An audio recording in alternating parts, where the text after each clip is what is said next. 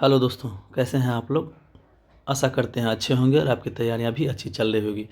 दोस्तों, यह वीडियो जो है रेलवे सामान्य विज्ञान सीरीज़ का जो है चौथा पार्ट है। और आपको पता ही होगा कि हमारे यूट्यूब चैनल पर एक एक घंटे की एक पार्ट का वीडियो बनाया जाता है। और उसमें हम लोग जो है अभी देख रहे हैं रेलवे जितने भी साइंस के प्रश्न पूछे हैं अभी तक 1992 से लेकर 2023 तक में जितने भी प्रश्न रेलवे द्वारा साइंस से पूछे गए हैं उनको देखेंगे। और इससे दोस्तों आप लोगों को जो है आगे आने वाले एनटीपीसी टेक्नीशियन अन्य एग्ज़ाम के लिए जो है बहुत ही सहूलियत होंगी, क्योंकि आप देखेंगे कि इसमें अधिकतर क्वेश्चन लगभग जितने क्वेश्चन बनते हैं साइंस के उन सभी को हम लोग देखेंगे एक एक करके एक एक घंटे की वीडियो में। तो आपको कहीं से भी साइंस में प्रॉब्लम नहीं होने वाला है अगर आप इसको तैयार कर लेते हैं। बार बार देख करके कम से कम एक या दो बार देख लेते हैं तो आपके दिमाग में रहेगा कम से कम ये क्वेश्चन इस तरह से इसको दोस्तों एक तरह से अगर आप एक एक वीडियो एक बार भी देखिएगा तो आपको बहुत सहूलियत होगी, क्योंकि एक ही क्वेश्चन को कई तरीके से पूछे हैं रेलवे ने। तो आपको जो है क्वेश्चन एक बार ही देखने से जो है वीडियो में आपको जो है बहुत याद हो जाएगा। ठीक है, तो चलिए दोस्तों शुरू करते हैं आज का यह भाग। पहला प्रश्न है, रेडियोधर्मी तत्व कितने प्रकार की किरणें छोड़ते हैं। तो आपको पता होगा रेडियोधर्मी तत्व जो है 3 प्रकार की किरणों को छोड़ते हैं। उसका नाम क्या क्या है, अल्फ़ा है, बीटा है और गामा। और इसमें दोस्तों अल्फ़ा बीटा गामा में आपसे पूछा जाए कि किसका भेदन क्षमता सबसे अधिक होता है, तो गामा किरण का सबसे अधिक होता है। ठीक है, अगला प्रश्न देखते हैं। आरआरबी रांची 8 अगस्त 2004 में जो आयोजित हुए थे उससे साबुन या डिटर्जेंट का घोल होता है। तो साबुन या डिटर्जेंट का घोल दोस्तों अम्लीय होता है, अम्लीय प्रकृति की होती है यानी एसिडिक होते हैं। अगला प्रश्न है, किस यंत्र के द्वारा रिकॉर्ड किए हुए श्रुति लेखन को पुनः प्रस्तुत किया जाता है। तो यानी रिकॉर्ड किए हुए श्रुति लेखन को पुनः प्रस्तुत करने के लिए दोस्तों डिक्टाफोन का प्रयोग किया जाता है। अगला प्रश्न है, पेनिसिलिन की खोज किसके द्वारा किया गया। तो पेनिसिलिन की खोज दोस्तों आप लोगों को पता होगा अलेक्जेंडर फ्लेमिंग द्वारा किया गया था। अगला प्रश्न देखते हैं दोस्तों। आरआरबी सिकंदराबाद 22 अगस्त 2004 से आबिंदुकता एस्टिग्मेटिज्म मानव शरीर के किस भाग को प्रभावित करती है। आपको पता होगा आबिंदुकता जो है एक आँख की बीमारी है, इसलिए दोस्तों यह जो आँख और दृष्टि से संबंधित है यह आँख को प्रभावित करती है। वही पूछा है किस को प्रभावित करती है आबिंदुकता। तो आपको दोस्तों यह जो दोस्तों इसमें दोस्तों अगर यह अबिंदुकता से पीड़ित कोई व्यक्ति होते हैं तो उनको क्षैतिज या ऊर्ध्वाधर या क्षैतिज रेखा को देखने में परेशानी होती है, क्योंकि उसकी जो है रेटिना जो है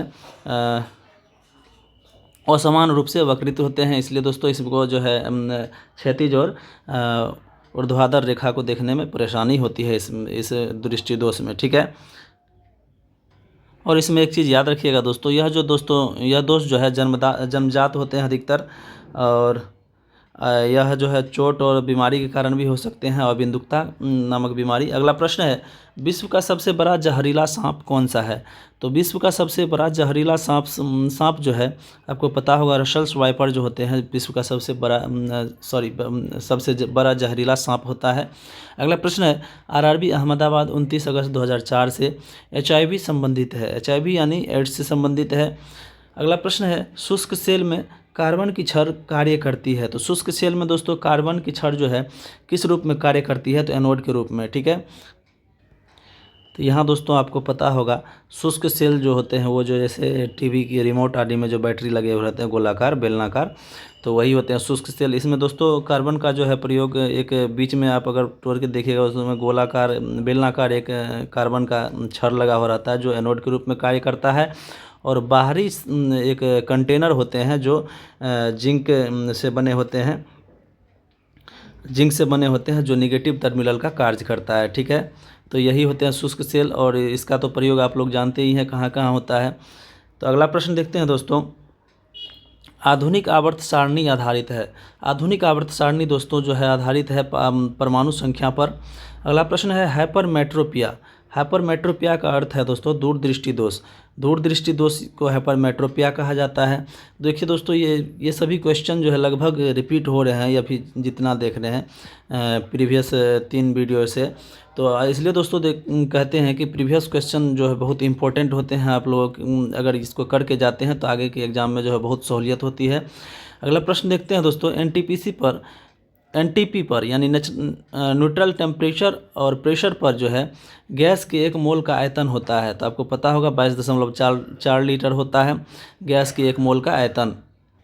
तो दोस्तों याद रखिएगा, नॉर्मल टेम्परेचर एंड प्रेशर पर यानी कि सामान्य ताप एवं दाब पर किसी गैस की 1 मोल का आयतन जो होता है 22.4 लीटर होता है। अगला प्रश्न है एल्केन का सूत्र होता है। ये भी दोस्तों रिपीट हो रहा है क्वेश्चन। एल्केन का सूत्र CnH2n+2 होता है। आपको पता होगा एल्केन एल्किन एल्काइन होते हैं और एल्केन का फार्मूला CnH2n+2 होता है। एल्किन का यहाँ 2 घट जाता है और एल्काइन का जो होता है उसमें CnH2n-2 हो जाता है। तो यानी 2 घटाते जाएंगे हाइड्रोजन की संख्या में, तो आपका अगले अगले समूह का जो है फार्मूला निकलते जाएगा। तो आपको पता होना चाहिए। यहाँ पूछा है एल्केन का सूत्र होता है तो CnH2n+2 होता है। आरआरबी महेंद्रू घाट 19 सितंबर 2004 से प्रश्न को देखते हैं। प्रकाश संश्लेषण की प्रक्रिया में कौन सी गैस बाहर निकलती है? तो प्रकाश संश्लेषण की प्रक्रिया में दोस्तों ऑक्सीजन निकलती है। ठीक है, जब पौधा अपना क्या कहते हैं उसको श्वसन करती है तब उसमें दोस्तों आम आदमी की तरह ही उसमें कार्बन डाइऑक्साइड वो छोड़ते हैं। ठीक है, और दिन के समय जो है ऑक्सीजन अपना भोजन बनाते हैं तो ऑक्सीजन छोड़ते हैं। अगला प्रश्न है कौन शीत रक्त जानवर है? यानी कौन कोल्ड ब्लडेड जानवर है? तो छिपकली दोस्तों कोल्ड ब्लडेड प्राणी है। अगला प्रश्न है रूपांतरित चट्टान नहीं है। रूपांतरित चट्टान दोस्तों ग्रेनाइट जो है रूपांतरित चट्टान नहीं है। तो दोस्तों अगर ये ग्रेनाइट जो है रूपांतरित चट्टान नहीं है तो ये है कौन सी चट्टान? तो आपको पता होगा ये इग्नियस रॉक है यानी कि आग्नेय चट्टान है। और आग्नेय चट्टान आपको पता होगा कि पृथ्वी के अंदर से जब लावा उवा भूकंप आदि में निकलते हैं फट के ज़मीन फट के, और वो जब जमते हैं तो उसी को दोस्तों वो जो एक चट्टान का रूप लेते हैं तो उसी को आग्नेय चट्टान बोला जाता है। ठीक है, अगला प्रश्न देखते हैं वायुमंडल की निम्नतम परत कहलाती है। वायुमंडल की निम्नतम परत यानी कि सबसे निचली परत को क्या कहा जाता है? तो क्षोभ मंडल कहा जाता है। क्षोभ मंडल जिस मंडल में हम लोग रहते हैं वायु आदि उपस्थित होते हैं तो वही क्षोभ मंडल, इसमें सारी मौसमी घटनाएं आदि होते हैं। अगला प्रश्न है सोडियम को जल में डालने पर कौन सी गैस निकलती है? तो सोडियम को जल में डालेंगे दोस्तों तो हाइड्रोजन गैस निकलेगी। तो यहाँ दोस्तों याद रखिएगा अगर सोडियम को जल में डालेंगे तो यहाँ जो है सोडियम जल से अभिक्रिया करके सोडियम हाइड्रोक्साइड बनाएंगे और हाइड्रोजन गैस भी बनाएंगे। तो आपको पता होगा, आप लोग देखे होंगे रील्स आदि में कि जैसे ही सोडियम को पानी में डाला जाता है तो धमाके के साथ दोस्तों आग पकड़ लेता है। तो हाइड्रोजन गैस निकलती है जो बहुत ही ज्वलनशील होते हैं, बहुत ही इस पे प्रश्न भी पूछे गए हैं रेलवे में कि इसका कैलोरीफिक वैल्यू बहुत होते हैं हाइड्रोजन गैस का, इसको भविष्य का ईंधन भी कहा जाता है। तो अगला प्रश्न देखते हैं दोस्तों परमाणु बम की खोज किसने की थी? तो परमाणु बम की खोज दोस्तों ऑटो हान ने किया था 1941 ईस्वी में। याद रखिएगा 1941 में ऑटो हान के द्वारा जो है परमाणु बम का खोज किया गया। अगला प्रश्न देखते हैं अब दोस्तों स्वयं कणों के वास्तविक संचलन के बिना पदार्थ द्वारा उष्मा स्थानांतरण कहलाता है। यानी कि पदार्थ का जो है स्वयं का कण जो है एक दूसरे जगह बिना गति किए उष्मा का स्थानांतरण क्या कहलाता है? तो आपको पता होगा कंडक्शन। ये कई बार पूछे जा चुके हैं, अभी तक में लगभग 10 बार रिपीट हो चुके हैं क्वेश्चन। तो इसलिए दोस्तों कहते हैं कि प्रीवियस ईयर क्वेश्चन बहुत इंपॉर्टेंट होते हैं रेलवे के लिए, तो आप पढ़ें। और यह रेलवे के लिए ही नहीं, बहुत अन्य सभी वनडे एग्जाम के लिए भी बहुत इंपॉर्टेंट है साइंस के प्रश्न, तो आप लोग ज़रूर देखें। और यहाँ जो है दोस्तों चालन आपको पता होगा कि ये जो है स्टील यानी ठोस पदार्थ में दोस्तों एक कण जो है दूसरे कण को हीट ट्रांसफ़र करके जो है पूरे पदार्थ को गर्म कर देता है, तो वही चालन कहलाता है। अगला प्रश्न है जूल किसकी इकाई है? जूल दोस्तों ऊर्जा की इकाई होती है जूल। अगला प्रश्न देखते हैं टीबिया नामक अस्थि पाई जाती है। टीबिया नामक अस्थि आपको पता होगा टांग में पाए जाते हैं, टांग की हड्डी है टीबिया। अगला प्रश्न देखते हैं साधारण कार्बन स्टील में साधारण कार्बन स्टील में मुख्यतः होते हैं लोहा तथा क्रोमियम। साधारण कार्बन स्टील में दोस्तों मुख्यतः दोस्तों लोहा तथा कार्बन होते हैं। दोस्तों एक चीज़ आपको पहले दिखा दूँ, टिबिया नामक हड्डी, ये दोस्तों कई बार एग्जाम में पूछे जाते हैं। तो ये है दोस्तों ग्रीन कलर जो किए हुए हैं, ये जो है टिबिया नामक हड्डी है। और इसके पीछे वाले दोस्तों पीछे वाले ये हड्डी, इस हड्डी का नाम क्या है, तो याद रखिएगा फिबुला। टिबिया और फिबुला दोस्तों टांग की हड्डी है, इसको याद रख लीजिएगा, इसलिए आपको दिखा दिए हैं। ये जो है टिबिया नामक हड्डी है और इसके पीछे वाला जो हड्डी है ये फिबुला याद रखिएगा इन दोनों हड्डी का नाम। तो अगला प्रश्न देखते हैं दोस्तों। अगला प्रश्न है, किसी हवाई जहाज़ या किसी निश्चित ऊंचाई पर स्थित एक पिंड की ऊंचाई मापने के लिए प्रयुक्त उपकरण क्या है। तो अल्टीमीटर आपको पता होगा, किसी ऊंचाई पर स्थित पिंड की ऊंचाई मापने के लिए प्रयोग किया जाता है अल्टीमीटर का। अगला प्रश्न देखते हैं दोस्तों। आरआरबी अजमेर 10 अक्टूबर 2004 में जो आयोजित हुए थे उससे पूछे गए हैं जो प्रश्न, भूपरपट्टी पर सर्वाधिक मात्रा में पाए जाने वाली तत्वों के क्रम है। तो यानी कि भूपरपट्टी पर कौन से तत्व सर्वाधिक मात्रा में पाए जाते हैं उसका क्रम पूछा गया है। तो सबसे पहले नंबर पे ऑक्सीजन है, उसके बाद सिलिकॉन, उसके बाद एल्युमिनियम। तो याद रख लीजिएगा क्रम, ऑक्सीजन, सिलिकॉन और एल्युमिनियम जो है इनका क्रम है भूपरपट्टी पर पाए जाने वाले तत्वों में। अगला प्रश्न है, यदि लाल फूल को हरा शीशा में देखें तो यह दिखता है।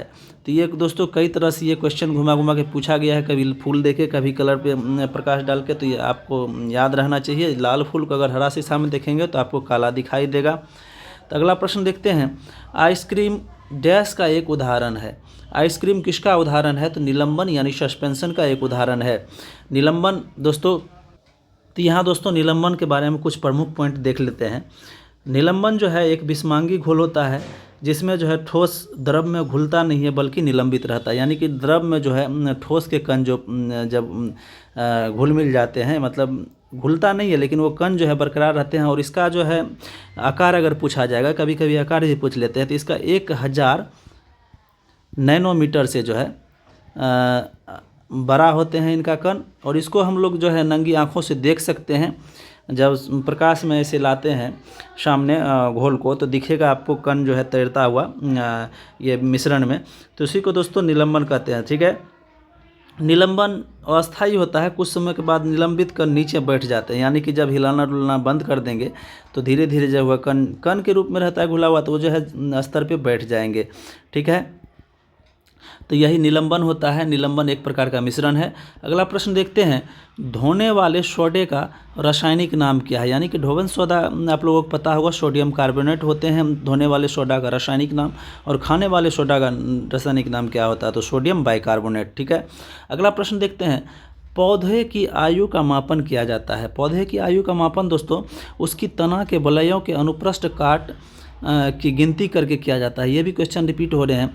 तो ये सभी क्वेश्चन लगभग अब रिपीट हो रहे हैं। और कुछ क्वेश्चन 20% जो है या आगे कुछ नए क्वेश्चन भी मिलेंगे। अभी तो 3 घंटे के वीडियो ही हुए हैं, तो ये लेकिन रिपीट हो रहे हैं। तो इसमें दोस्तों पूछा है कि पौधे की आयु का मापन किया जा सकता है। तो पौधे की आयु का मापन किस प्रकार किया जाता है, जब कोई पौधे को हम काटते हैं, ठीक है, और इसकी गोलाई में जो है दोस्तों इसमें ब्लैक ही आपको नज़र आता होगा, इन्हीं ब्लैक को जो है गिन के जो है इनकी आयु निकाला जाता है। यही कहा जा रहा है। अनुप्रस्थ काट जब उसको काटते हैं, अनुप्रस्थ रूप से काटते हैं, तो इसमें जो ब्लैक की संख्या दिखती है उसको गिन कर जो है पौधे की आयु का पता किया जाता है। अगला प्रश्न है, जीवाश्म की आयु को निर्धारित करने के लिए कौन सी पद्धति का प्रयोग किया जाता है। तो जीवाश्म की आयु को निर्धारित करने के लिए आपको पता होगा C14 पद्धति यानी कार्बन 14 पद्धति का प्रयोग किया जाता है। अगला प्रश्न देखते हैं, वह कौन सा रासायनिक तत्व है जो प्रोटीन को चिन्हित करता है। वह कौन सा रासायनिक तत्व है जो प्रोटीन को चिन्हित करता है, तो सल्फर। यहाँ दोस्तों प्रोटीन के बारे में पूछा गया, तो यहाँ सल्फ़र पे मुझे डाउट है। यहाँ नाइट्रोजन हो सकता है, आप लोग मिला लेंगे, नाइट्रोजन होंगे शायद। नाइट्रोजन से ही अधिकतर सभी प्रोटीन का जो है निर्माण होते हैं। प्रोटीन में जो नाइट्रोजन पाया जाता है। अगला प्रश्न है, वातावरण में कार्बन डाइऑक्साइड की बढ़ोतरी का कारण है। वातावरण में कार्बन डाइऑक्साइड बढ़ोतरी के कारण जो है पृथ्वी के तापमान में वृद्धि होती है। यानी कि वातावरण में जब कार्बन डाइऑक्साइड की बढ़ोतरी होंगी तो पृथ्वी के जो है तापमान अधिक होंगे। इसी को दोस्तों जो है ग्लोबल वार्मिंग कहते हैं। और भूतापन भी कहते हैं। तो ये होता है क्या कि एक पृथ्वी के ऊपर जो है एक लेयर बना लेते हैं और उष्मा को जो है बाहर नहीं जाने देते हैं, तो इसी से जो है पृथ्वी का तापमान बढ़ जाता है। ये भी क्वेश्चन रिपीट हुआ है। अगला प्रश्न देखते हैं, थर्मामीटर में भरने के लिए पारा क्यों उपयुक्त है? थर्मामीटर में भरने के लिए पारा क्यों उपयुक्त है दोस्तों? तो यह कांच की दीवारों से नहीं चिपकता है और यह दिखने में चमकीला होता है और जो है आसानी से पढ़ा जा सकता है। चमकीला होने के कारण दोस्तों इसको जो है आसानी से इसका पाठ्यांक लिया जा सकता है और यह ताप का सुचालक होता है, यानी कि जो है ताप का सुचालक होते हैं। ये जो है शीशा से चिपकता नहीं है और यह चमकीला भी होता है। तो 3 कारण है जिसके कारण जो है थर्मामीटर में पारा का प्रयोग किया जाता है। किसी वस्तु को चंद्रमा पर ले जाने पर क्या होगा दोस्तों? तो उसका भार जो है घटेगा। भार यहाँ दोस्तों वेट पूछा जा रहा है, लेकिन अगर द्रव्यमान पूछा जाएगा तो द्रव्यमान किसी भी वस्तु का अपरिवर्तित रहता है। यह जो द्रव्यमान जो दोस्तों किसी वस्तु का अपना गुणधर्म वो उसका खास ये होता है। द्रव्यमान किसी चीज़ पर निर्भर नहीं करता है, अपना खास जो है ये होता है। अगला प्रश्न है, किस प्रकाश में लघुत्तम तरंग दैर्घ्य होती है? तो बैगनी रंग का प्रकाश जो है लघुत्तम तरंग दैर्घ्य वाली प्रकाश होती है और अधिकतम जो है रेड कलर के जो है तरंग दैर्घ्य सबसे अधिक होते हैं। अगला प्रश्न है, बर्फ़ के घनत्व के तुलना में पानी का घनत्व होता है। तो बर्फ़ के घनत्व की तुलना में दोस्तों पानी का घनत्व जो होता है उच्च होता है। देखिए इसी को दूसरे तरीके से पूछा है और कभी पूछा गया था कि बर्फ़ पानी पर क्यों तैरता है, तो आपको पता होगा बर्फ़ का जो घनत्व है पानी के घनत्व से कम होता है, यानी कि डेंसिटी जो है वाटर के डेंसिटी से कम होता है, इसलिए बर्फ़ तैरता है। तो यहाँ वही कहा गया है। और इसमें एक चीज़ याद रखिएगा, बर्फ़ जब पानी पर तैरता है तो उसका कितना भाग ऊपर रहता है? तो 1/10 भाग दोस्तों ऊपर रहता है और पानी के नीचे कितना रहेगा? तो 9/10 भाग। तो इन फैक्ट को भी याद रखिएगा, ये भी पूछा गया है। अगला प्रश्न है, ताप मापने की इकाई एसआई इकाई क्या है? तो ताप मापने की एसआई इकाई दोस्तों केल्विन है, ताप मापने की एसआई इकाई। अगला प्रश्न देखते हैं अब, चंद्रमा से यदि किसी पिंड को पृथ्वी पर लाया जाए तो उसका यहाँ दोस्तों ऑप्शन के अनुसार द्रव्यमान अपरिवर्तित रहेगा। देखिए दोस्तों पूछ लिया है, आपको पीछे ही बताए थे, द्रव्यमान अपरिवर्तित रहेगा। अगला प्रश्न देखते हैं, शब्द रेडियो एक्टिविटी में होता है। रेडियो एक्टिविटी में दोस्तों एक बड़ा केंद्रक विस्फोट के साथ साथ टूटता है तथा इससे छोटी छोटी न्यूट्रॉन की तरह कणिकाएँ निकलती है। तो रेडियो एक्टिविटी यानी रेडियोधर्मी वो जो आपको बताए थे, इसमें कौन कौन से किरणें निकलते हैं? तो अल्फ़ा, बीटा और गामा। और गामा जो है इसकी भेदन क्षमता सबसे अधिक होती है, ये भी याद रखिए, और सबसे कम अल्फ़ा की होती है। अगला प्रश्न है, ध्वनि की तीक्ष्णता निर्भर करती है। ध्वनि की तीक्ष्णता दोस्तों उसकी आवृत्ति पर निर्भर करती है। इससे पिछले प्रश्न में दोस्तों एक चीज़ याद रखिएगा, अल्फ़ा कण जो है दोस्तों ये हीलियम नाभिक के समान होते हैं और इस पर जो है दोस्तों धनात्मक चार्ज होते हैं। और बीटा कण याद रखिएगा, ये सभी पूछते हैं, इस पर ऋणात्मक चार्ज होते हैं, ये उच्च गति वाले इलेक्ट्रॉन के समान होते हैं। और गामा किरण जो होते हैं ये जो है तो दोस्तों ये विद्युत चुंबकीय विकिरण की तरह होते हैं और इन पर जो है कोई आवेश नहीं होता है, आवेशहीन होता है। तो इन तीनों को याद रखिएगा, बीटा पर नेगेटिव चार्ज होते हैं, अल्फ़ा पर पॉजिटिव चार्ज, और ये जो होते हैं गामा जो होते हैं आवेशहीन होते हैं। तो ये इंपॉर्टेंट लगा, इसलिए दोस्तों आपको पीछे जाके मैंने ये बताया कि ध्वनि। अगला प्रश्न है, ध्वनि की तीक्ष्णता निर्भर करती है उसकी आवृत्ति पर, यानी फ्रीक्वेंसी पर ध्वनि की तीव्रता निर्भर करती है। अगला प्रश्न देखते हैं, कौन से एकमात्र भारतीय वैज्ञानिक ने भौतिकी में नोबेल पुरस्कार प्राप्त किए हैं? तो कौन से एकमात्र भारतीय वैज्ञानिक हैं जो भौतिकी यानी फिजिक्स में नोबेल प्राप्त किए हैं? तो CV Raman, sir CV Raman जो है इनको भौतिक में नोबेल पुरस्कार मिला है, जो एकमात्र भारतीय हैं। तो इनको दोस्तों एक चीज़ याद रखिएगा, कब मिला था? तो 1930 में जो है भौतिकी में नोबेल पुरस्कार मिला था। और इसको किसके लिए मिला था? तो रमन प्रभाव की खोज के लिए। तो रमन प्रभाव होता क्या है दोस्तों? जब किसी पारदर्शी माध्यम से जो है प्रकाश गुजरता है तो प्रकाश की तरंग दैर्घ्य में परिवर्तन हो जाता है।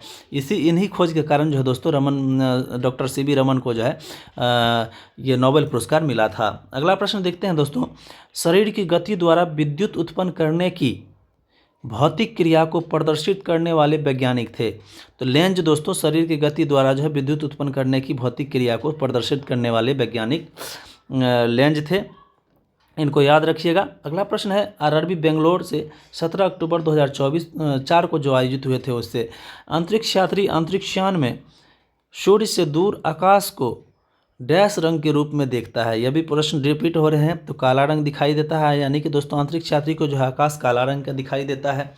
क्योंकि वहाँ वायुमंडल नहीं है और न तो प्रकाश का प्रकीर्णन बर्तन होते हैं, इसलिए दोस्तों उनको जो है काला दिखाई देता है। अगला प्रश्न देखते हैं, नाइट्रोजन यौगिकीकरण के लिए कौन सी फसल सहायक है? नाइट्रोजन यौगिकीकरण के लिए दोस्तों फसल कौन सी सहायक है? तो ये ऑप्शन के अनुसार बीन्स हो गए होंगे और इसमें दलहनी पौधे जो भी होंगे वो सभी आएंगे। अगला प्रश्न है, मायोपिया से क्या तात्पर्य है? मायोपिया क्या है दोस्तों? तो यह निकट दृष्टि दोष को जो है इंग्लिश में मायोपिया कहा जाता है। मेट्रोपिया दोस्तों दूरदृष्टि दोष में मेट्रोपिया कहा जाता है, दूरदृष्टि दोष को। अगला प्रश्न है, भारत के लिए अत्यंत उपयुक्त अपारंपरिक ऊर्जा स्रोत है? तो अत्यंत उपयुक्त अपारंपरिक ऊर्जा स्रोत दोस्तों यह जो सौर ऊर्जा है, आप लोगों को पता ही होगा। पीएम सूर्य घर बिजली योजना अभी चल रहा है, जो 1 किलो 2 किलो 3 किलोवाट तक जो मुफ्त सोलर बिजली सोलर पैनल लगाए जाते हैं। मुफ्त नहीं, उसमें सब्सिडी मिलता है 18,000 के अनुसार से। अगला प्रश्न है, हीरे रात में क्यों चमकते हैं? तो हीरे रात में क्यों चमकेंगे दोस्तों? तो हीरे चमकते हैं क्योंकि उसमें चतुष्फलकीय आणविक संरचना होते हैं, यानी कि टेट्राहेड्रल शेप होते हैं, जिसमें जो है दोस्तों प्रकाश का जो है इनके उच्च अपवर्तनांक के कारण जो है दोस्तों जब प्रकाश हीरे के अंदर प्रवेश करता है तो वह अंदर ही रहता है और बार बार परिवर्तित होते रहता है। इस कारण से दोस्तों इसके अंदर प्रकाश की तीव्रता बढ़ जाती है और यह चमक बढ़ती है, ठीक है। और इसका जो है विक्षेपण, अगला प्रश्न देखते हैं दोस्तों, विक्षेपण छोड़िए, ये जो मुख्य कारण जो है इसका आंतरिक परावर्तन के कारण जो है दोस्तों यह उच्च अपवर्तनांक भी इनका होता है, तो इस कारण से यह हीरा चमकते हैं। अगला प्रश्न है, तालाबों और कृत्रिम जलाशयों में मत्स्य प्रजनन प्रक्रिया क्या कहलाती है? तालाबों और कृत्रिम जलाशयों में दोस्तों मछली पालन को क्या कहा जाता है? तो पीसी कल्चर कहा जाता है। याद रखिएगा, पीसी कल्चर जो है दोस्तों तालाबों या कृत्रिम जलाशयों में मछली का पालन जो पीसी कल्चर कहलाता है। अगला प्रश्न है, भारत के लिए अत्यंत उपयुक्त अपारंपरिक ऊर्जा स्रोत है? तो भारत के लिए अत्यंत उपयुक्त अपारंपरिक ऊर्जा स्रोत सौर ऊर्जा है। ये दोबारा से टैप कर दिया गया। अगला प्रश्न है, प्रकाश संश्लेषण में पर्णहरित की भूमिका है? प्रकाश संश्लेषण में पर्णहरित की भूमिका क्या है दोस्तों? तो प्रकाश का अवशोषण करना। तो ये भी दोस्तों रिपीट हो रहे हैं क्वेश्चन। अगला प्रश्न है, कांच पर लिखने के लिए किस अम्ल का प्रयोग किया जाता है? तो कांच पर लिखने के लिए हाइड्रोफ्लोरिक अम्ल का प्रयोग किया जाता है। हाइड्रोफ्लोरिक अम्ल का प्रयोग किया जाता है कांच पर लिखने के लिए। ये भी प्रश्न रिपीट हुए हैं, तो इनको दोस्तों देख रहे हैं आपकी किस तरह से आपको ज़्यादा मेहनत नहीं करना पड़ेगा। सिर्फ आप एक बार वीडियो देख लेते हैं तो बहुत सारे प्रश्न आपके रिपीट हो जाएंगे और आपको याद हो जाएंगे, रिवीजन हो जाएंगे एक एक वीडियो देखने के साथ ही। तो अगला प्रश्न देखते हैं, कायिक स्पर्श से फैलने वाला रोग है? कायिक स्पर्श से फैलने वाला रोग कॉन्टेजियस रोग है, कॉन्टेजियस। कायिक स्पर्श से फैलने वाला रोग दोस्तों कॉन्टेजियस है। अगला प्रश्न देखते हैं, नेत्र रोग का चिकित्सक है? नेत्र रोग का चिकित्सक दोस्तों ऑप्थेल्मोलॉजिस्ट कहलाते हैं। ऑप्थेल्मोलॉजिस्ट जो है दोस्तों नेत्र रोग विशेषज्ञ होते हैं। अगला प्रश्न है, इलेक्ट्रोस्कोप ऐसी युक्ति है जो आवेश के परिमाण को निश्चित करने के लिए प्रयुक्त होती है, यानी कि आवेश के परिमाण को मापने के लिए दोस्तों इलेक्ट्रोस्कोप का प्रयोग किया जाता है। आवेश के परिमाण को, यानी कि मैग्नीट्यूड ऑफ चार्ज जो है इलेक्ट्रोस्कोप के द्वारा मापा जाता है। अगला प्रश्न देखते हैं, साइकिल चलाने वाला मोड़ लेते समय क्यों झुकता है? तो दोस्तों वह झुकता है ताकि गुरुत्व केंद्र आधार के अंदर बना रहे या उसे गिरने से बचाएगा।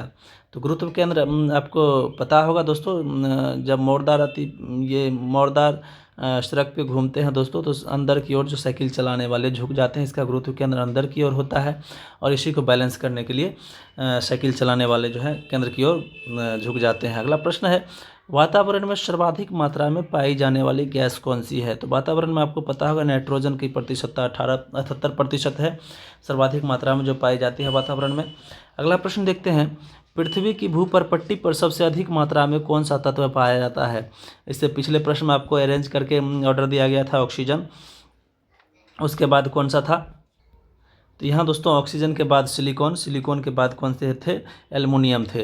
तो इनको याद रखिएगा, ऑक्सीजन, सिलिकॉन और एल्युमिनियम जो है इनका क्रम है भूपरपट्टी पर पाए जाने वाले तत्वों का। सबसे सर्वाधिक ऑक्सीजन, उसके बाद सिलिकॉन और उसके बाद एल्युमिनियम। अगला प्रश्न देखते हैं, आरआरबी चंडीगढ़ 31 अक्टूबर 2004 से नेत्रगोलक किस सेट द्वारा चालित होता है? नेत्रगोलक दोस्तों किस सेट द्वारा चालित होता है? तो 6 मांसपेशियों के द्वारा चालित होता है नेत्रगोलक, यानी कि नेत्र जो इधर उधर नेत्रगोलक जो ये होते हैं, घूमते हैं इधर उधर देखने के लिए, जो घुमाते हैं आँख को, तो वो किस मांसपेशियों द्वारा, तो ये 6 मांसपेशी हैं उनके द्वारा जो है चालित होते हैं। यानी कि दोस्तों ये जो है जोड़े में होते हैं 3 जोड़ी मांसपेशियों के द्वारा जो है नेत्र को चलाया जाता है, यानी कि गोलक नेत्र को इधर उधर घुमाया जाता है, तो मांसपेशी 3 जोड़ी मांसपेशी के द्वारा जो है घुमाया जाता है। ठीक है, तो वही यहाँ कहा गया है। अगला प्रश्न देखते हैं, पीतल क्या है। पीतल दोस्तों एक प्रकार का मिश्रण है, और पीतल में होते कौन कौन से तत्व हैं, तो इसमें तांबे और जिंक होते हैं। ठीक है, आमतौर पर 66% के आसपास तांबा होते हैं और 34% के आसपास जिंक होते हैं। अगला प्रश्न है, न्यूट्रॉन वे कण है जिनमें होते हैं। न्यूट्रॉन वे कण है जिनमें दोस्तों कोई आवेश नहीं होते हैं, यानी कि न्यूट्रॉन जो होता है न्यूट्रल होते हैं, उस पर कोई आवेश नहीं होते हैं। अगला प्रश्न है, अब तक कितने तत्व ज्ञात किए जा चुके हैं। तो अब तक कितने तत्व ज्ञात किए जा चुके हैं दोस्तों, तो यहाँ 119 दिया हुआ है, 118 भी आप रख सकते हैं। 118 वैसे अभी तक ज्ञात तत्व है, 118 याद रखिएगा। अगला प्रश्न है, ऑक्सीजन को किस रूप में परिभाषित किया गया है। ऑक्सीजन को दोस्तों इलेक्ट्रॉन का लाभ के रूप में परिभाषित किया गया है, यानी कि ऑक्सीडेशन में दोस्तों और इलेक्ट्रॉन का लाभ होता है। अगला प्रश्न है, सभी अम्लों में सबसे अधिक समान तत्व है। सभी अम्लों में दोस्तों सबसे अधिक समान तत्व हाइड्रोजन, यानी कि अम्ल में जो है हाइड्रोजन पाए ही जाते हैं, तो यही दोस्तों कहा गया है सबसे अधिक जो है सभी अम्लों में सामान्य तत्व जो है हाइड्रोजन की उपस्थिति होती ही है। अगला प्रश्न है, अम्ल का स्वाद होता है। तो अम्ल का स्वाद दोस्तों आपको पता होगा खट्टा होता है। अगला प्रश्न देखते हैं, प्रकाश वर्ष इकाई है दोस्तों। तो प्रकाश वर्ष दोस्तों दूरी का इकाई होता है, और यह जो है दोस्तों प्रकाश के द्वारा एक वर्ष में जो है प्रकाश की किरणों के द्वारा एक वर्ष में तय की गई दूरी के बराबर होता है एक प्रकाश वर्ष। अगला प्रश्न देखते हैं दोस्तों, संघनन क्या है। संघनन क्या है, कंडेंसेशन क्या है। वाष्प का द्रव में परिवर्तन दोस्तों संघनन कहलाता है, यानी कि वाष्प को जब संघनित करके द्रव रूप में परिवर्तित किया जाता है तो उसी को संघनन कहा जाता है, या संघनन।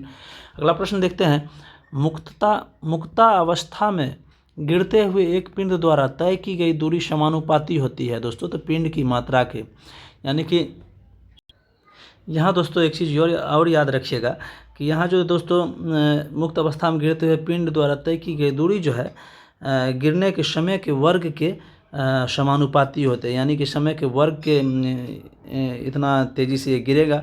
ठीक है, जितना दूरी अगर पहले सेकंड में 5 मीटर दूरी तय की है, तो अगले सेकंड में जो है 25 मीटर की दूरी तय कर लेंगे। ठीक है, तो इसी को कहा जाता है पहले 5 सेकंड में जैसे दोस्तों 2 मीटर की दूरी तय की है, तो अगले 5 सेकंड में जो है दोस्तों 4 मीटर की दूरी तय कर लेंगे, और अगले फिर सेकंड में 16 मीटर की दूरी तय कर लेंगे। तो यही कह रहा है यहाँ कि समय के वर्ग के समानुपाती होता है। तो यहाँ पिंड की मात्रा और समय के वर्ग की समानुपाती, एक दोनों चीज़ याद रखिएगा। अगला प्रश्न देखते हैं दोस्तों, कार के स्टीयरिंग में शामिल है दोस्तों। तो कार के स्टीयरिंग में दोस्तों एकल बल शामिल होते हैं। अगला प्रश्न देखते हैं दोस्तों, किसी वस्तु का वजन सबसे कम होगा। किसी वस्तु का वजन दोस्तों सबसे कम कब होगा, पृथ्वी के केंद्र में जब रखे जाएंगे तो वहाँ गुरुत्वाकर्षण का बल जो है दोस्तों मिनिमम होता है। ठीक है, केंद्र में, तो इसलिए दोस्तों वहाँ पर रखे वस्तु का भार जो है दोस्तों सबसे कम होगा। यहाँ भार पूछा गया। ठीक है, वजन। अगला प्रश्न देखते हैं दोस्तों, ध्वनि किस रूप में यात्रा करती है। ध्वनि किस रूप में यात्रा करती है दोस्तों, तो अनुदैर्ध्य तरंग के रूप में यात्रा करती है। स्वर की गुणात्मकता। स्वर की गुणात्मकता दोस्तों विद्यमान अधिस्वर पर निर्भर करती है, यानी कि स्वर की गुणात्मकता जो है विद्यमान अधिस्वर पर निर्भर करती है, याद रखिएगा। अगला प्रश्न है, प्रतिध्वनि क्यों सुनाई पड़ती है। प्रतिध्वनि दोस्तों क्यों सुनाई पड़ती है, ये भी क्वेश्चन रिपीट हो रहे हैं। ध्वनि तरंगों के परावर्तन के कारण जो दोस्तों प्रतिध्वनि सुनाई देती है। किसी भी सतह से टकराकर जब ध्वनि लौट के फिर सुनाई देते हैं आपको, तो वही प्रतिध्वनि होता है। अगला प्रश्न है, ध्वनि हवा में तेजी से गति करेगी जब, या ध्वनि दोस्तों हवा में तेजी से गति करेगी जब आर्द्रता उच्च होगी, यानी कि वायु की जो आर्द्रता उच्च होगी, यानी कि ज़्यादा नम वायु होंगे तब जो ध्वनि अधिक तीव्रता से गति करती है। आपको पता होगा ध्वनि जितना सघन माध्यम होगा उसमें उतना तेज़ी से जो है गति करती है। अगला प्रश्न है, ऊष्मा प्रवाह निम्नलिखित में से किसके अंतर का परिणाम है।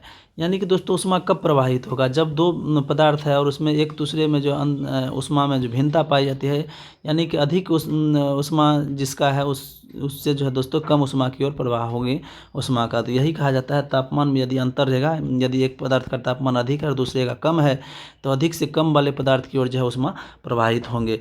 अगला प्रश्न है, हिम नदी से बर्फ़ पिघलना प्रारंभ होता है। हिम नदी से बर्फ़ पिघलना प्रारंभ होता है निचले सतह से, यानी कि हिम नदी में जो दोस्तों अंदर के बर्फ़ जो है पिघलते हैं पहले। ठीक है, ऊपर के नहीं पिघलते हैं। अगला प्रश्न है, कैलोरीमीटर सामान्यतया बनता है। यहाँ दोस्तों हिमनद में जो है दोस्तों ऊपर में जो है ऑलरेडी उल्टे जो है जमता है बर्फ़, जबकि निचली सतह में जो है पिघलते हैं। अगला प्रश्न है कैलोरीमीटर सामान्यतः बनाया जाता है तो तांबा से। तांबा दोस्तों ये जो है तापमान के सुचालक होते हैं, अच्छे सुचालक होते हैं, इसलिए तांबा से जो है कैलोरीमीटर सामान्यतः बनाया जाता है। अगला प्रश्न है आरआरबी बेंगलोर 21 नवंबर 2004 में जो आयोजित हुए थे, पहाड़ी पर चढ़ने वाला व्यक्ति आगे की ओर क्यों झुक जाता है? तो आपको पता होगा स्थिरता बढ़ाने के लिए, यानी कि गुरुत्व केंद्र उस अपने शरीर के मास सेंटर ऑफ मास को बैलेंस करने के लिए। अगला प्रश्न है रेडियो कार्बन काल निर्धारण तकनीकी का उपयोग किसकी आयु पता करने के लिए किया जाता है? तो आपको पता होगा जीवाश्म के लिए, और कार्बन 14 पद्धति जिसको कहा जाता है। अगला प्रश्न है अधिकांश मौसम परिघटनाएं कहाँ होती है? तो अधिकांश मौसम परिघटनाएं दोस्तों आपको पता होगा क्षोभ मंडल में घटित होते हैं। क्षोभ मंडल, उसके बाद जो होता है समताप मंडल होता है, उसका ऊपरी परत, सबसे निचली परत है क्षोभ मंडल। अगला प्रश्न है वाटर गैस किसका मिश्रण है? हाइड्रोजन और कार्बन मोनोऑक्साइड का जो मिश्रण जो है वाटर गैस का है। ये नया प्रश्न है, इसको याद रखिएगा दोस्तों। हाइड्रोजन और कार्बन मोनोऑक्साइड का मिश्रण क्या होता है? Water gas. तो याद रखिएगा, ये इंपॉर्टेंट है वाटर गैस। ये दोस्तों ये सभी एग्जाम के लिए साइंस के प्रश्न इंपॉर्टेंट है, आप याद रखिएगा सभी प्रश्नों को। ये कोई डेफिनेट नहीं है कि मतलब आरआरबी में ही पूछेगा, आरआरबी का क्वेश्चन है तो सभी के लिए इंपॉर्टेंट है इक्वली। अगला प्रश्न देखते हैं एक परमाणु द्रव्यमान को व्यक्त किया जाता है। परमाणु द्रव्यमान को दोस्तों एएमयू में व्यक्त किया जाता है। इसका दोस्तों फुल फॉर्म होता है एटॉमिक मास यूनिट में व्यक्त किया जाता है एक परमाणु द्रव्यमान को। अगला प्रश्न है आरआरबी मालदा 28 नवंबर 2004 से सूर्य की विकसित ऊर्जा से होता है। सूर्य की विकसित ऊर्जा से होता है दोस्तों नाभिक संलयन। यहाँ दोस्तों स्टेटमेंट कुछ अजीब लग रहा है। यहाँ दोस्तों सूर्य में जो ऊर्जा का उत्पन्न होता है नाभिकीय संलयन से ऊर्जा का उत्पादन होता है। यहाँ सूर्य में विकसित ऊर्जा में होना चाहिए, यहाँ की लिखा हुआ है सूर्य में विकसित ऊर्जा होता है दोस्तों नाभिकीय संलयन से। अगला प्रश्न है रासायनिक अभिक्रिया में उत्प्रेरक की भूमिका होती है। दोस्तों रासायनिक अभिक्रिया में उत्प्रेरक क्या है दोस्तों? कैटलिस्ट जो है दोस्तों अभिक्रिया का उत्पादन करता है, यानी कि अभिक्रिया को जो है शुरू कराता है या उत्तेजित करता है या तेज करता है, लेकिन ये खुद जो है भाग नहीं लेते हैं। ठीक है, ये याद रखिएगा। अगला प्रश्न है व्हाइट गुड्स का क्या अर्थ है? व्हाइट गुड्स क्या होते हैं दोस्तों? तो साबुन, डिटर्जेंट, अन्य जन सामान्य के उपयोग की वस्तुएं व्हाइट गुड्स कहलाते हैं। साबुन, डिटर्जेंट और अन्य जो है जनरल यूजेज की वस्तुएं जो है वो सभी जो है व्हाइट गुड्स के अंतर्गत आते हैं। तो याद रखिएगा व्हाइट गुड्स में कौन कौन से आते हैं? साबुन, डिटर्जेंट और अन्य जो है यूजफुल थिंग्स जो है। अगला प्रश्न है रक्त का पीएच मान होता है। रक्त का पीएच मान दोस्तों 7.4 होता है, ये कई बार पूछे जाते हैं एग्जाम में। अगला प्रश्न है अम्लराज होता है। अम्लराज दोस्तों HNO3 + HCl का ये जो है यौगिक होते हैं। यहाँ दोस्तों याद रखिएगा इसका अनुपात भी पूछ लिया जाएगा, तो 1:3 में रहते हैं नाइट्रिक अम्ल और HCl, यानी कि HCl का अनुपात जो होता है 3 होता है और नाइट्रिक अम्ल का जो है ये जो होता है 1 होता है। 1:3 में जो है दोस्तों ये होते हैं, और इसको दोस्तों एक्वारेजिया के नाम से भी जाना जाता है। और इसको दोस्तों इसका प्रयोग जो है प्लेटिनम, सोने आदि को भी गलाने के लिए किया जाता है। ये बहुत ही ये हाँ दोस्तों मैंने यौगिक बोल दिया था, इसको याद रखिएगा। मिश्रण होते हैं, ठीक है, 1:3 के रूप में मिश्रित होते हैं, तब जो है अम्लराज बनते हैं। अगला प्रश्न देखते हैं दोस्तों आरआरबी गोरखपुर 19 दिसंबर 2004 में जो आयोजित हुए थे, मानव शरीर के किस अंग की हड्डी सबसे लंबी होती है? ये भी कई बार पूछे जा चुके हैं। उरु यहाँ दिया गया है, ऑप्शन से कंफ्यूज हो जाते हैं, तो यहाँ कुछ नया दिया गया है। उरु याद रखिएगा, उरु जांघ को कहा जाता है और उस हड्डी का नाम फीमर होता है। अगला प्रश्न देखते हैं दोस्तों प्राकृतिक रबर किस क्षेत्र की प्रमुख उपज है? प्राकृतिक रबर जो है दोस्तों भूमध्य सागरीय क्षेत्र की प्रमुख उपज है, यानी कि भूमध्य सागरीय क्षेत्र में इसका जो है खेती किया जाता है, तो प्राकृतिक रबर का। तो अगला प्रश्न देखते हैं दोस्तों दाब में वृद्धि होने के साथ द्रव के उबाल में दोस्तों वृद्धि हो जाती है, यानी कि जब प्रेशर बढ़ता है तो द्रव का उबाल जो है दोस्तों बढ़ जाता है, यही कहा जा रहा है, वृद्धि हो जाती है। तो यहाँ दोस्तों एक चीज़ याद रखिएगा, प्रेशर कुकर में दोस्तों जो है खाना जल्दी क्यों पकता है? तो वहाँ जो है दोस्तों प्रेशर बढ़ जाता है। प्रेशर बढ़ने से दोस्तों वहाँ जो है उसके अंदर का तापमान बढ़ जाता है, ठीक है। प्रेशर बढ़ेगा तो कम ये जो है उबाल लेट से आएगा, और जो है उसका ये जो है अंदर का टेम्परेचर बढ़ जाता है, इसलिए दोस्तों खाना जो है जल्दी पकता है उच्च तापमान होने के कारण। अगला प्रश्न है, तापमान को कितना कम कर देने से सभी गैसें शून्य आयतन घेरेगी। तो यहाँ दोस्तों एक चीज़ याद रखिएगा, -273 डिग्री सेल्सियस यानी कि 0 केल्विन पर जो है, जिसको एब्सोल्यूट टेम्परेचर कहा जाता है, ठीक है, परम शून्य ताप जिसको कहा जाता है, इस पर जो है दोस्तों कहा जाता है कि यदि किसी पदार्थ का जो है टेम्परेचर 0 केल्विन कर दिया जाएगा, यानी -273 डिग्री सेल्सियस पर जो ले जाया जाएगा, उसके अणु जो है गति करना बंद कर देंगे। यानी कि उसका अणु जो है गति करना बंद कर देंगे तो क्या हो जाएगा उसका दोस्तों, यानी कि संघनित होकर दोस्तों वो शून्य, मतलब कि वो जो है पदार्थ जगह घेरेंगे ही नहीं। यह दोस्तों सिर्फ कथन है, यह ऐसा संभव नहीं होते हैं, लेकिन ऐसा कहा गया है कि -273 डिग्री सेल्सियस पर जो है सभी गैस जो है दोस्तों शून्य आयतन घेरेंगे, ठीक है। तो याद रखिएगा, केल्विन में पूछा जाएगा तो 0 केल्विन, यानी कि जिसको एब्सोल्यूट टेम्परेचर कहा जाता है, परम शून्य ताप जिसको कहा जाता है। काली मिट्टी किस फसल के लिए सर्वाधिक उपयुक्त है दोस्तों? तो काली मिट्टी दोस्तों कपास के लिए जो है सर्वाधिक उपयुक्त होते हैं। अगला प्रश्न है, तापमान में वृद्धि होने से वायु की तापीय चालकता पर क्या प्रभाव पड़ता है? तापमान में वृद्धि होने पर दोस्तों वायु की तापीय चालकता दोस्तों घट जाती है। याद रखिएगा, तापमान वृद्धि होने पर जो है वायु की तापीय चालकता घट जाएगी। अगला प्रश्न है, ज्योति तीव्रता का मात्रक होता है। ज्योति तीव्रता का आप लोगों को पता होगा दोस्तों क्या होता है, कैंडेला। तो कैंडेला होता है, याद रखिएगा। अगला प्रश्न है, किस धातु की चालकता सबसे अधिक होती है? तो यहाँ किस धातु की चालकता सबसे अधिक होती है? तो याद रखिएगा, चांदी की सबसे अधिक होती है चालकता। ये भी कई बार रिपीट हो चुके हैं अभी तक में 4 ही वीडियो में।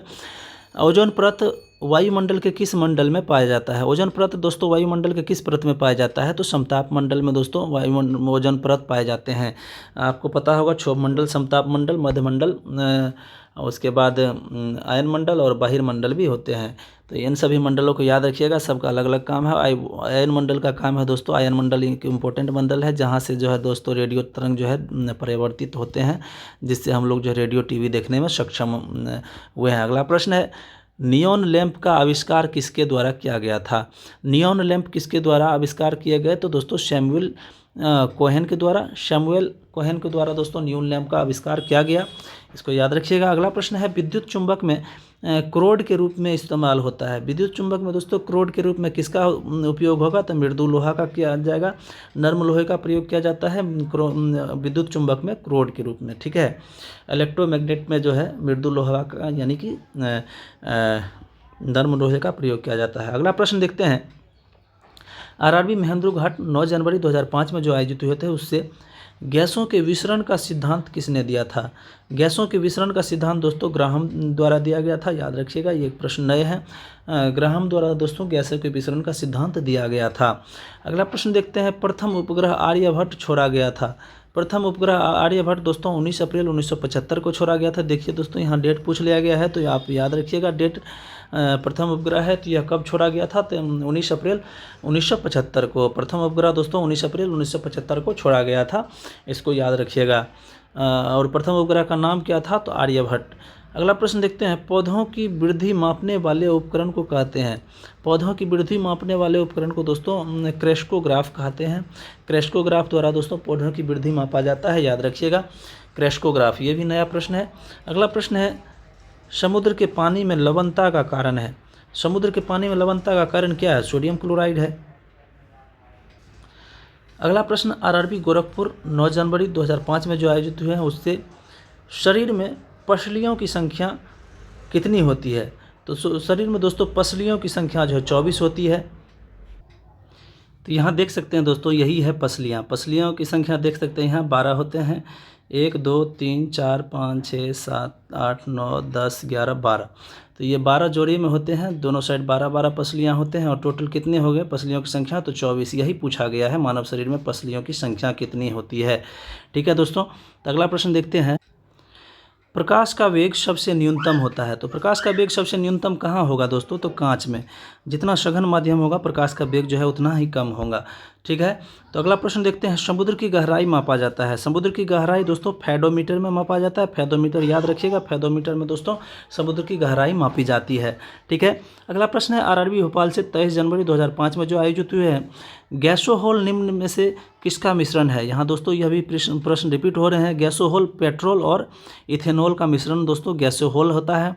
तो याद रखिएगा, पेट्रोल और इथेनॉल का मिश्रण दोस्तों गैसोहोल कहलाता है। तो इनको याद रखिएगा, ये इंपॉर्टेंट प्रश्न है। पेट्रोल एवं इथेनॉल का मिश्रण गैसोहोल कहलाता है।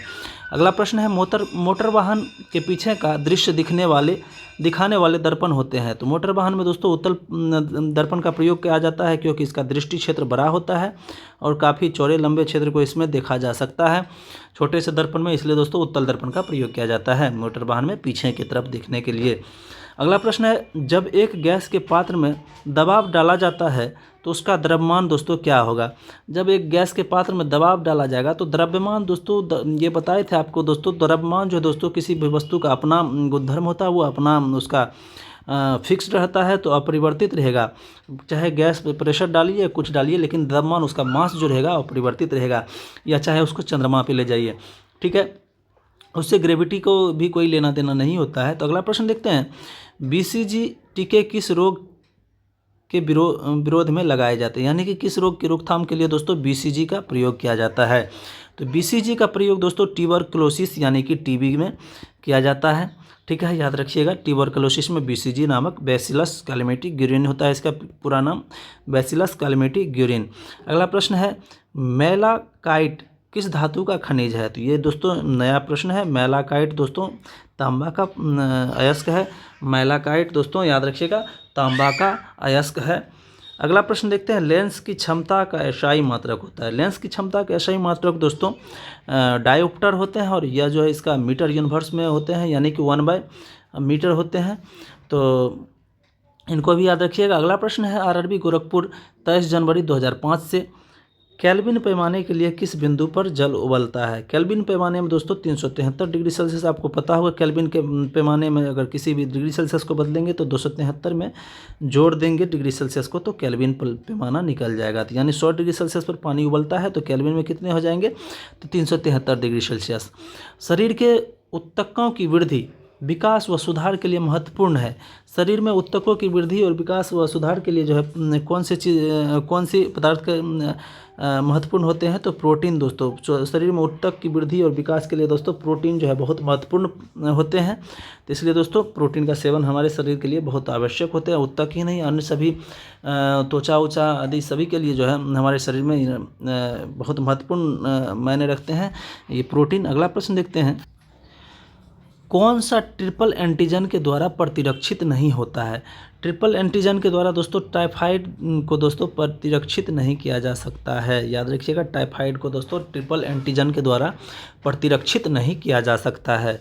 ट्रिपल एंटीजन, तो यहाँ दोस्तों ट्रिपल एंटीजन को डीपीटी भी कहा जाता है। ये दोस्तों सामान्यतः बच्चों में लगाए जाने वाले टीके हैं, और यही यहाँ पूछा गया डीपीटी। यहाँ ऑप्शन के अनुसार टाइफाइड नहीं हुआ होगा। तो ये दोस्तों मुख्यतः 3 बीमारी में दिए जाते हैं, डिप्थीरिया, टेटेनस और पर्ट्यूसिस में इनका जो प्रयोग किया जाता है ट्रिपल एंटीजन का। तो यहाँ ऑप्शन दोस्तों टाइफाइड नहीं होगा। अगला प्रश्न देखते हैं, संगमरमर का रासायनिक नाम है। संगमरमर दोस्तों कैल्शियम कार्बोनेट होते हैं। कैल्शियम कार्बोनेट संगमरमर का रासायनिक नाम होता है। अगला प्रश्न है, हंसने वाली गैस का रासायनिक नाम क्या है। तो लाफिंग गैस आप लोगों को पता ही होगा, ये क्वेश्चन बहुत पॉपुलर है। नाइट्रस ऑक्साइड होते हैं, N2O होते हैं। अगला प्रश्न देखते हैं, कैलामाइन किसका अयस्क है। कैलामाइन दोस्तों किसका अयस्क है, तो ये इंपॉर्टेंट है, जिंक का अयस्क होते हैं कैलामाइन, जिंक का अयस्क कैलामाइन है। अगला प्रश्न देखते हैं, आरआरबी अहमदाबाद 30 जनवरी 2005 में जो आयोजित हुए हैं उनसे नींबू का पीएच मान क्या होता है। तो नींबू का पीएच मान 2.2 होता है, यानी कि यह एसिडिक होता है। आपको पता होगा 7 से नीचे जो जिनका भी पीएच मान होगा वो एसिडिक होगा, और 7 से ऊपर जो है बेसिक होगा, और 7 जिसका होगा न्यूट्रल होते हैं। और आपको पता है ये रक्त का क्या होता है पीएच वैल्यू, तो 7.4, और रक्त क्या है दोस्तों, तो बेसिक है। अगला प्रश्न देखते हैं, कौन मानव रक्त का घटक नहीं है। मानव रक्त का दोस्तों घटक नहीं है, तो मानव रक्त में दोस्तों डीएनए नहीं पाए जाते हैं। अगला प्रश्न देखते हैं, ध्वनि के शोरगुल का मापन होता है। दोस्तों ध्वनि के शोरगुल का मापन दोस्तों डेसिबल में किया जाता है। ये दोस्तों रिपीट हुए हैं क्वेश्चन, ध्वनि के शोरगुल को दोस्तों डेसिबल में मापा जाता है। अगला प्रश्न है, रक्ताल्पता संबंधित है, यानी कि रक्त अल्पता यानी रक्तहीनता दोस्तों संबंधित है निम्न हीमोग्लोबिन, यानी कि हीमोग्लोबिन की कमी को ही दोस्तों रक्त अल्पता कहा जाता है। जब ब्लड में हीमोग्लोबिन कम हो जाते हैं तो जिसको कहा जाता है जिससे ब्लड में यानी कि ब्लड की कमी है। अगला प्रश्न है सामान्यतः व्यक्ति की सामर्थ्य होती है, सामान्यतः दोस्तों व्यक्ति की सामर्थ्य कितनी होती है 0.5 हॉर्स पावर से 1 हॉर्स पावर, यानी कि 0.05 हॉर्स पावर से जो है 1 हॉर्स पावर जो है मानव की सामर्थ्य होती है। यानी कि मशीनी भाषा में अगर मानव की एनर्जी यानी कि शक्ति को नापा जाएगा तो 0.05 से 1 HP होगा। ठीक है, अगला प्रश्न देखते हैं। हमारे भोजन में लौह तत्व का प्रमुख स्रोत है। हमारे भोजन में दोस्तों लौह तत्व यानी कि आयरन का प्रमुख स्रोत क्या होते हैं, तो पालक, यानी कि हरी सब्जियां जितने भी है वो सभी भरपूर आयरन से होते हैं। अगला प्रश्न है आरआरबी रांची 30 जनवरी 2005 से, फलों का अध्ययन को कहते हैं। फलों के अध्ययन को दोस्तों पोमोलॉजी कहते हैं। ये भी प्रश्न रिपीट हो रहे हैं। हवा में ध्वनि तरंगे डैश होती है। हवा में ध्वनि की तरंगे दोस्तों लंबवत होती है। ये जस्ट इससे पहले ये प्रश्न आया था। अगला प्रश्न है समीकरण E बराबर mc² में c दर्शाता है। E बराबर mc² में दोस्तों c जो है प्रकाश की गति को दर्शाता है। अगला प्रश्न है विटामिन E की कमी से निर्मित रोग है। विटामिन ए की कमी से दोस्तों कौन से रोग होते हैं, तो जनन क्षमता में कमी होती है विटामिन ए की कमी से। अगला प्रश्न है सर्वप्रथम जीवाणु का पता लगाया दोस्तों, तो सर्वप्रथम दोस्तों जीवाणु का पता दोस्तों ल्यूवेनहॉक द्वारा लगाया गया था जो कि हॉलैंड से है। अगला प्रश्न है बादल किस मंडल में अवतरित होता है, तो बादल दोस्तों क्षोभ मंडल में ही अवतरित होते हैं। बादल हो गया, अन्य मौसमी घटनाएं दोस्तों क्षोभ मंडल में ही घटित होते हैं। अगला प्रश्न है सार्वभौम प्राप्तकर्ता यानी कि यूनिवर्सल गेनर कौन है, मतलब जिसको कोई भी समूह रक्त दे सकते हैं, तो ए बी है। ए बी ग्रुप जो है जिसको सर्वग्राही भी कहा जाता है, यानी कि सबसे ग्रहण कर सकते हैं ब्लड, तो ए बी ग्रुप है। अगला प्रश्न है आरआरबी कोलकाता 27 फरवरी 2005 से, जंग से बचाने के लिए लोहे पर कलई की जाती है। किसकी कलई की जाती है दोस्तों, तो जस्ता की, जिससे गल्वेनाइजेशन भी कहा जाता है। यदि लोहे पर जिंक की परत चढ़ाई जाती है तो उसे गल्वेनाइजेशन कहा जाता है, जिंक यानी जस्ता। अगला प्रश्न है ब्रह्मांड में विस्फोट तारा कहलाती है। ब्रह्मांड में विस्फोट तारा जो है दोस्तों अभिनव तारा होते हैं, न्यूबॉर्न तारा होते हैं। अगला प्रश्न है मृग तृष्णा बनने का कारण है। मृग तृष्णा दोस्तों क्यों बनता है, तो प्रकाश के पूर्ण आंतरिक परावर्तन के कारण दोस्तों मृग तृष्णा बनते हैं। ठीक है, अगला प्रश्न देखते हैं दोस्तों आरआरबी कोलकाता 6 फरवरी 2005 से, रंगा मिश्र धातु है। रंगा दोस्तों टीन एवं सीसा का मिश्र धातु है। अगला प्रश्न है बायोगैस में मुख्यतया होता है। बायोगैस में दोस्तों मुख्यतया मीथेन पाए जाते हैं। अगला प्रश्न है प्रतिध्वनि का कारण है। प्रतिध्वनि का कारण पता है आप लोगों को, ध्वनि के तरंगों का परावर्तन दोस्तों ये प्रतिध्वनि का कारण होते हैं, यानी कि ध्वनि किसी सतह से टकराकर जब लौटते हैं तो उसी को ध्वनि प्रतिध्वनि के रूप में सुनते हैं। अगला प्रश्न है कोशिका के अंदर सूचना का प्रवाह होता है। तो कोशिका के अंदर दोस्तों आरएनए द्वारा दोस्तों सूचना का प्रवाह होता है, जिसमें mRNA जो होते हैं जिसको मैसेंजर आरएनए कहा जाता है। ठीक है, tRNA भी होता है, ट्रांसपोर्टेशन आरएनए कहा जाता है जिसको। अगला प्रश्न है ग्लूकोमा एवं ट्रेकोमा बीमारी है। तो ग्लूकोमा और ट्रेकोमा दोस्तों ये दोनों बीमारी जो है आँख की बीमारी है। इसको मस्तिष्क नहीं मार दीजिएगा, कई बार गलती करते हैं। ये क्वेश्चन बहुत इंपॉर्टेंट है, ये कई बार आते हैं। ग्लूकोमा और ट्रेकोमा बीमारी जो है आँख से संबंधित है। हेनरी इकाई है दोस्तों, तो हेनरी इकाई जो है दोस्तों प्रेरकत्व की है। ठीक है, इंडक्टेंस की इकाई होती है हेनरी, इसको याद रखिएगा। हेनरी जो है यूनिट किसके हैं, तो प्रेरकत्व की। अगला प्रश्न है सामान्य आँख के लिए स्पष्ट दर्शन की न्यूनतम दूरी होती है, यानी कि सामान्य आँख के लिए जो है जो नॉर्मल आइज है उनके जो है न्यूनतम दूरी देखने की क्या होती है, तो 25 सेंटीमीटर। अगला प्रश्न है आरआरबी रांची से 6 मार्च 2005 में जो आयोजित हुए थे उनसे, एलपीजी किसका मिश्रण है। एलपीजी दोस्तों ब्यूटेन और प्रोपेन गैस का मिश्रण है। ब्यूटेन और प्रोपेन होते हैं लिक्विफाइड पेट्रोलियम गैस में, यानी कि जो हम लोग घरेलू गैस का उपयोग करते हैं उसमें दोस्तों कौन कौन से गैस होते हैं, ब्यूटेन और प्रोपेन। अगला प्रश्न है कास्ट आयरन तन्य होता है। कास्ट आयरन दोस्तों तन्य होता है मैग्नीशियम मिलाने से। वैसे कास्ट आयरन दोस्तों तन्य नहीं होता है, वे भंगुर होते हैं, लेकिन उसमें अगर मैग्नीशियम मिला देंगे तो उसको डक्टाइल बनाया जा सकता है। ठीक है, अगला प्रश्न है विद्युत ऊर्जा मापने के लिए उपयोग की जाने वाली मीटर कहलाता है। विद्युत ऊर्जा मापने के लिए उपयोग की जाने वाली मीटर दोस्तों किलोवाट घंटा मीटर होते हैं।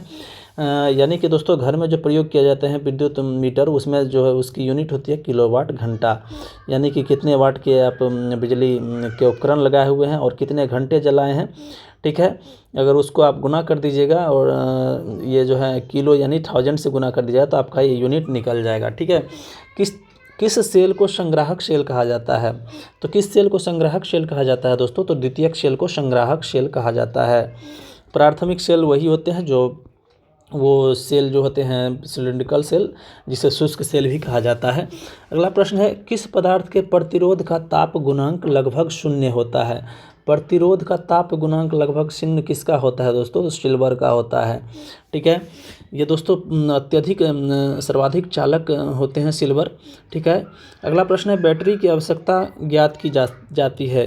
बैटरी की अवस्था यानी बैटरी की अवस्था ज्ञात की जाती है वोल्ट मीटर द्वारा, यानी कि बैटरी की वोल्टेज जो मापी जाती है वोल्ट मीटर से। अगला प्रश्न है, आरआरबी भुवनेश्वर से 13 मार्च 2005 से पीतल बनाने के लिए तांबे में जिंक धातु अपमिश्रित की जाती है, यानी कि तांबा में जब जिंक मिलाते हैं तब पीतल बनता है, यानी कि तांबा और जिंक का मिश्रण होते हैं पीतल। ठीक है, इसको याद रखिएगा। अश्रु गैस का रासायनिक नाम है दोस्तों, अश्रु गैस का रासायनिक नाम क्या है? तो क्लोरोएसिटोफिनोन होते हैं अश्रु गैस का रासायनिक नाम। ठीक है, अगला प्रश्न है, वॉशिंग सोडा का सूत्र क्या है? वॉशिंग सोडा यानी कि धवन सोडा के नाम क्या होते हैं? Na2CO3 sodium carbonate. अगला प्रश्न है, जीन कोक को सबसे पहले आइसोलेट किया गया, जीन कोक को सबसे पहले आइसोलेट किया गया दोस्तों हरिगोविंद खुराना द्वारा, यानी कि जीन कोक को जो है सबसे पहले किसके द्वारा आइसोलेट किया गया था? तो हरगोविंद खुराना के द्वारा। अगला प्रश्न है, शनि के रिंग्स की खोज का श्रेय किसको जाता है? तो शनि के रिंग्स की खोज का श्रेय दोस्तों गैलीलियो को जाता है, यानी कि गैलीलियो द्वारा शनि के वलय की खोज किए गए थे, यानी कि आपको पता होगा शनि ग्रह के चारों ओर जो है वलय हैं। ठीक है, उनका खोज कौन किए थे? तो गैलीलियो ने। अगला प्रश्न है, लेंज का नियम किसके संरक्षण का नतीजा है? लेंज का नियम दोस्तों ऊर्जा संरक्षण से संबंधित है, यानी कि ऊर्जा संरक्षण से संबंधित लेंज का नियम दोस्तों ऊर्जा संरक्षण से संबंधित है। अगला प्रश्न है, जी की इकाई है, जी की इकाई न्यूटन वर्ग मीटर पर वर्ग केजी होता है, न्यूटन मीटर स्क्वायर पर केजी स्क्वायर होता है। याद रखिएगा जी का वैल्यू कितना होता है। जी को दोस्तों ग्रेविटेशनल कांस्टेंट भी कहा जाता है, तो इसका वैल्यू देखते हैं कितना होता है। 6.67 इंटू 10⁻⁻11 न्यूटन मीटर स्क्वायर पर केजी स्क्वायर होता है। तो इसको याद रखिएगा, 6.67 इंटू 10⁻11 न्यूटन मीटर स्क्वायर पर केजी स्क्वायर जी का वैल्यू होता है। अगला प्रश्न है, कैल्शियम हाइड्रोक्साइड किसका रासायनिक सूत्र है? तो दोस्तों कास्टिक चूना यानी स्लेक्ट लाइम का फार्मूला है कैल्शियम हाइड्रोक्साइड। कास्टिक चूना का जो फार्मूला होता है CaOH होता है। अगला प्रश्न देखते हैं, प्रकाशीय गेज किस सिद्धांत पर कार्य करता है? तो दोस्तों प्रकाशीय गेज जो है दोस्तों परावर्तन के सिद्धांत पर कार्य करता है। अगला प्रश्न है, हरे पौधे का आवश्यक पोषक तत्व कितना है? तो हरे पौधे में दोस्तों कुल जो है 16 आवश्यक पोषक तत्व की आवश्यकता होती है हरे पौधे के लिए। ये याद रखिएगा, 16 प्रमुख तत्व है जिनका प्रयोग जो है हरे पौधे के पोषण के लिए किए जाते हैं। ठीक है, तो इन 16 तत्वों को एक बार नाम देख लेते हैं दोस्तों। कार्बन है, ऑक्सीजन है, हाइड्रोजन है, नाइट्रोजन है, फॉस्फोरस है, पोटेशियम है, कैल्शियम है, मैग्नीशियम है, सल्फर है, आयरन है, मैंगनीज है, जिंक है, कॉपर है, बोरॉन है, मोलिब्डेनम है और क्लोरीन है।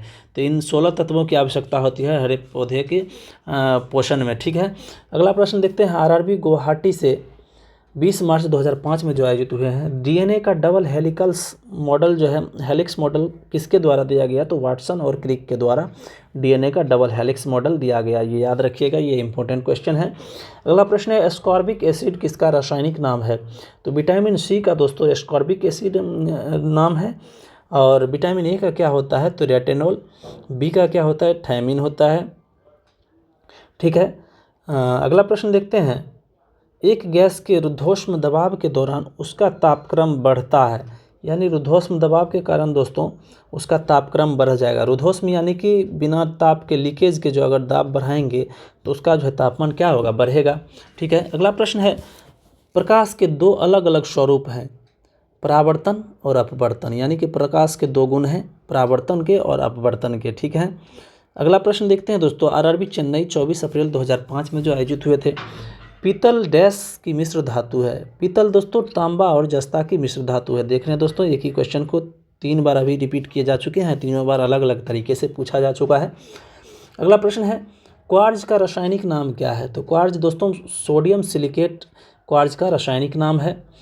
अगला प्रश्न है, टिबिया अस्थि डैश में होती है। ये भी प्रश्न देखिए दोस्तों रिपीट हो रहे हैं, आपको इसका फोटो भी दिखाए थे। टिबिया और फेब्युला इसके पीछे वाली हड्डी होती है, टांग में पाए जाते हैं, पैर में।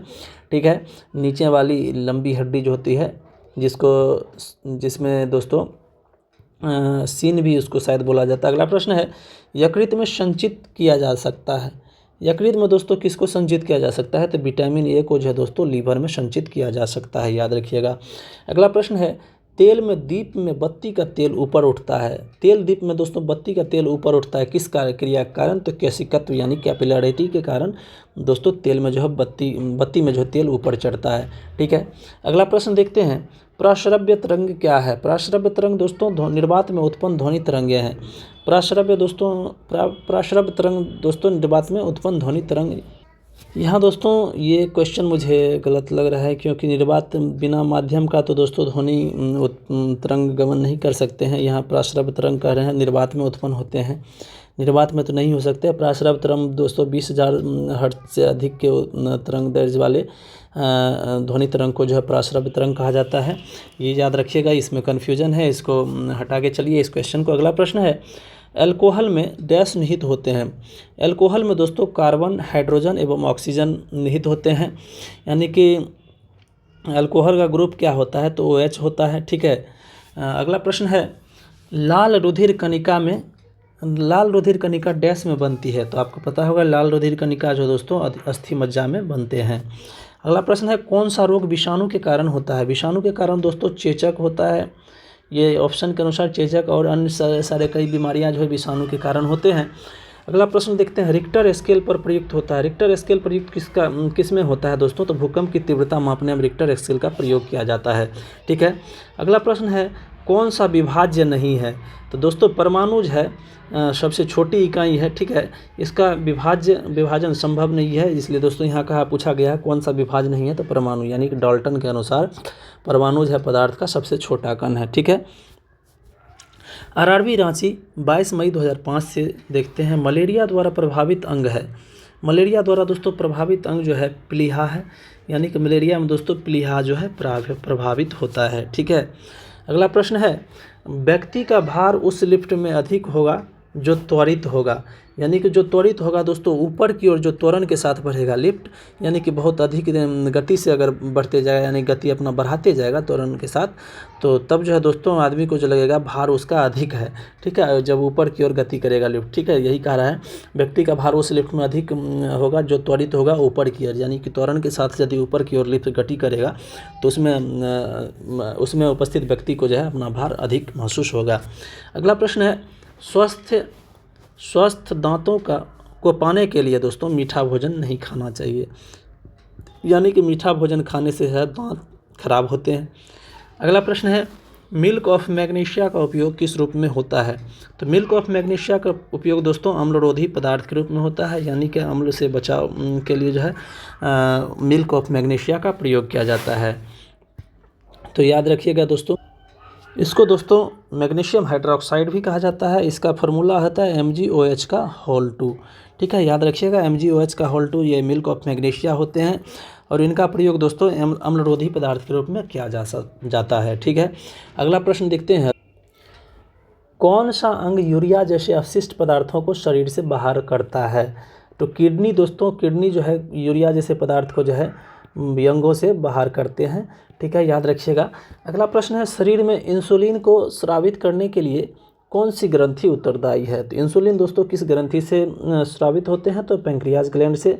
और इंसुलिन दोस्तों किससे बचाता है? तो मधुमेह से बचाता है दोस्तों इंसुलिन। ठीक है, अगला प्रश्न है, टाइफाइड किस अंग को प्रभावित करता है? तो टाइफाइड दोस्तों किस अंग को प्रभावित करता है? तो आंत को। अगला प्रश्न है, दांतों में क्या होता है? दांत में आप लोगों को पता होगा कैल्शियम होते हैं। अगला प्रश्न है, यदि कोई व्यक्ति दूर स्थित वस्तु को देखने में सक्षम नहीं है तो वह किस रोग से ग्रस्त है। यानी कि दूर की वस्तु अगर नहीं देख पाते हैं तो यानी कि नज़दीक की वस्तु उसको दिख रहा है तो नज़दीक दृष्टि दोष है, यानी कि निकट दृष्टि दोष जिसे मायोपिया कहते हैं। और दूर दृष्टि दोष को याद रखिएगा मेट्रोपिया कहा जाता है।